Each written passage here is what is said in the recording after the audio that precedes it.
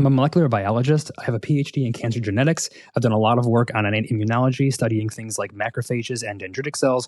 I've also done a lot of experimental therapeutics work. I used to be an atheist, and I am now a born-again Christian.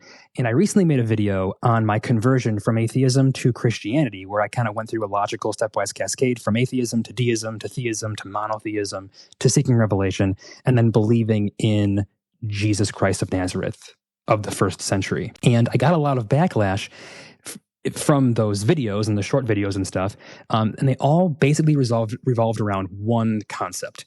And that concept is this: hey man, I want to believe in God, but I can't because there's no proof. If there was proof of God, I would believe. So you claim to believe in God, therefore there must be proof. So is there proof of God? And I'll be the first person to tell you, no, absolutely not. There's no proof of God. And it has to do with the fact that we have to believe. Part of the theology, especially of Christianity, is that you have to believe. And if we had some kind of undeniable proof that God existed, we wouldn't be able to believe. So like it's a contradiction. But let's just ignore that, okay? There are plenty of things that we believe are true that we don't have proof for. Right? So the question is, okay, how do we believe it if there's no proof? Well, it comes down to evidence, right? Which I guess is a semantic game. So people would also say, okay, there's no proof of God, but also no evidence of God. So is there evidence for God, right? And yes, there is. Now, I'm making this video to show you why I think that there is evidence, and also maybe shine a light on why you might not be able to find evidence, okay? And it's not because you're dumb or your intelligence is too low. I just think that it has to do with a minor worldview shift that might open up the possibility of certain things in nature actually being real evidence for God. So let's start with this. What exactly do I mean by evidence? Evidence is any rational ground that increases the probability of a certain claim being true, right?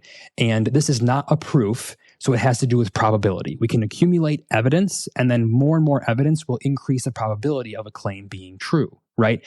And in reality, when you ask for evidence for God, or really evidence for anything, most people, even unknowingly, are really asking for a very specific kind of evidence, and that's scientific evidence. So the question isn't even really that I'm being asked, is there evidence for God? It's, is there scientific evidence for God? And in reality, most people don't even realize that they're doing this. They just ask, is there evidence? But they are looking for scientific evidence. And this is where the problem comes in, because science is limited to the natural world. Okay, I'm a scientist. I hope that I would know what this is. And science, if you Google it, is the systematic study of the physical and natural world. And we can gather evidence in the form of data through observation and experimentation, and it can allow us to draw certain truth claims about nature, things like molecular biology or cosmology or all kinds of different areas of the physical natural world. But know that science is limited to the natural world. And according to like theism, God is not natural. God is a supernatural thing. So even if you don't believe in God, you have to at least acknowledge the fact that God wouldn't be natural. God is supernatural. And if science is limited to detecting natural things, then science is wholly inadequate to directly detect God.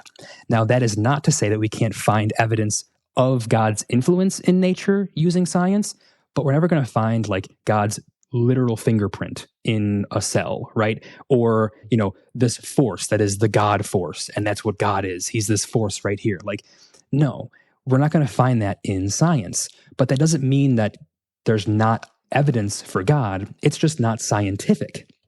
But this is where the crux of the problem actually lies, because most people think science can explain everything because everything is natural. Everything that exists in the natural world, and therefore science can explain everything.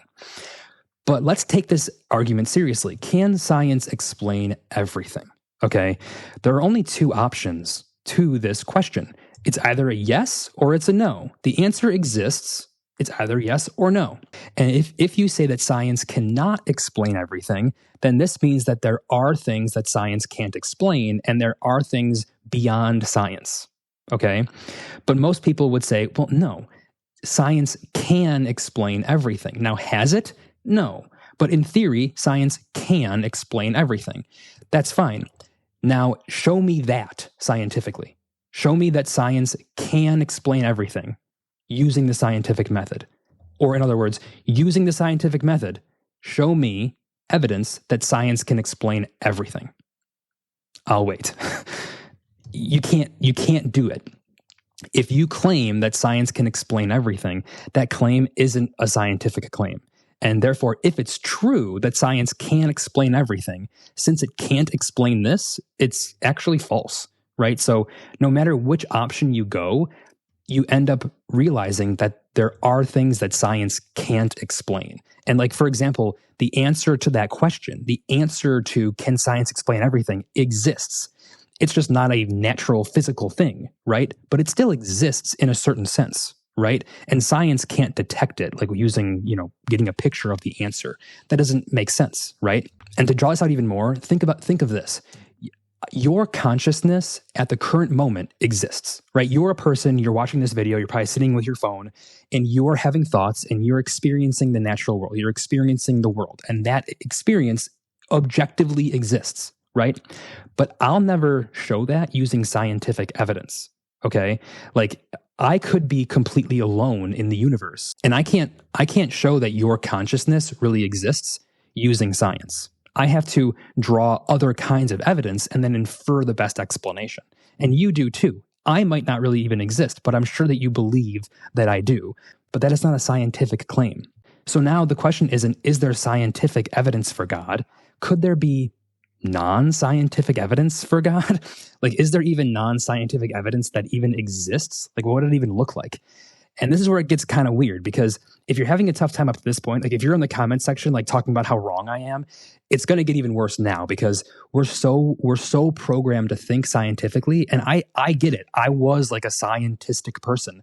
And we're so programmed to think scientifically that, not scientifically, but scientistically, meaning everything is explainable through science, that the idea of non-scientific evidence, you probably associate that with like pseudoscience, or it's a scam. It's fraud. It's not even real. But I'm telling you, there are things that are real that science cannot detect. And there are non-scientific ways of gathering evidence. And one of those is teleology. And you can gather teleological evidence.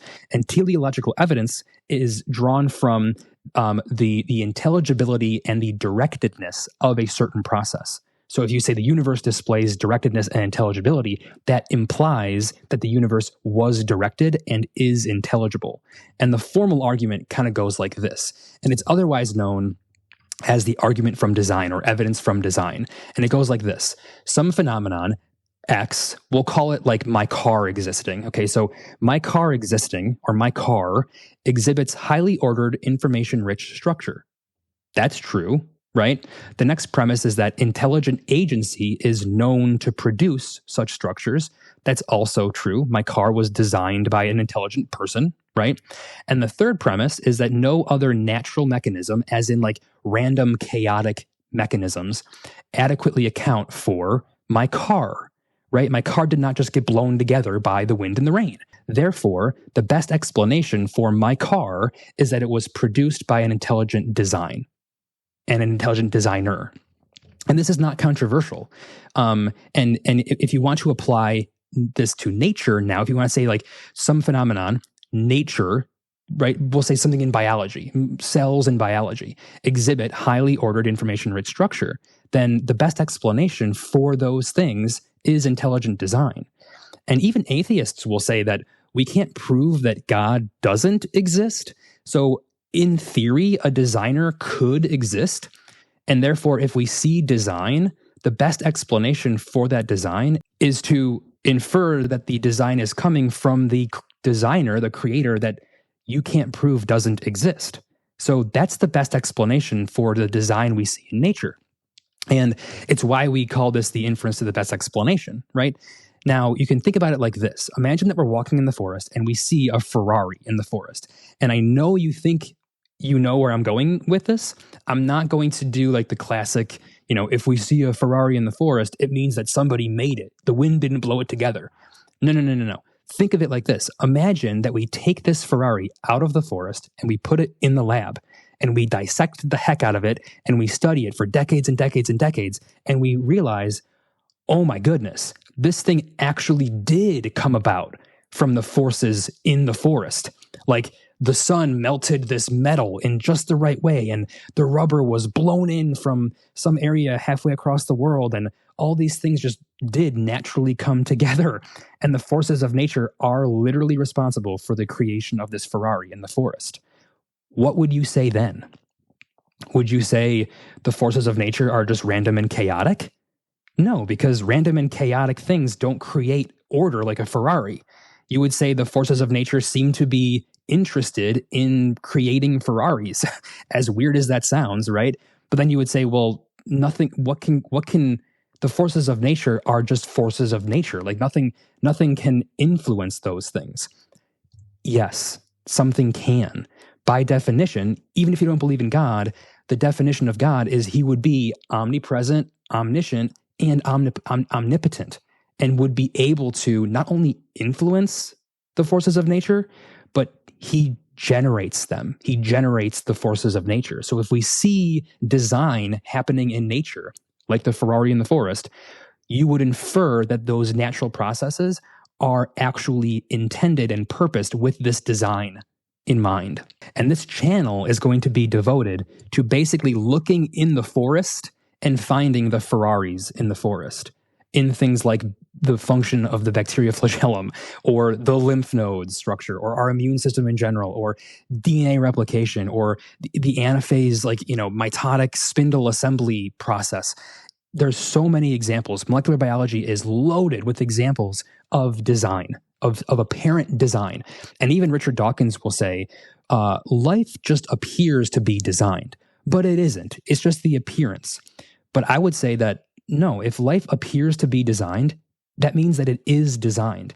And the only way to conclude that life isn't designed is to presuppose that it wasn't designed. You have to presuppose the designer doesn't exist to conclude that there's no design in nature. And that's circular reasoning. So with that, I'll leave it there and I'll see you in the next video.